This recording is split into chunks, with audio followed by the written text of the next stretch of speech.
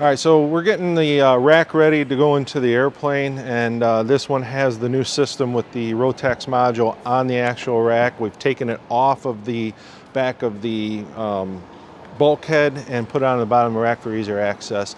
So we're going to show you how we do that. So we take the module here and we use the M5 screws, and we use our standoffs that are supplied with the kit. And we go ahead and we put these through, and then we will mount this onto the rack, and we want to have our connectors facing the back. So this here being the back, this is the front of the rack. So this is going to go towards your engine. This here is going to go towards the pilot. So I guess it's front or rear depending on how you look at it. So we'll go ahead and put those into the rib nuts that are already supplied, and then we will tighten this down.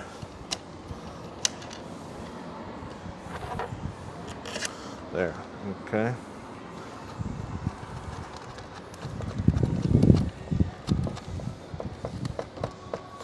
So once this gets tightened down, that's where the module will live onto the rack itself.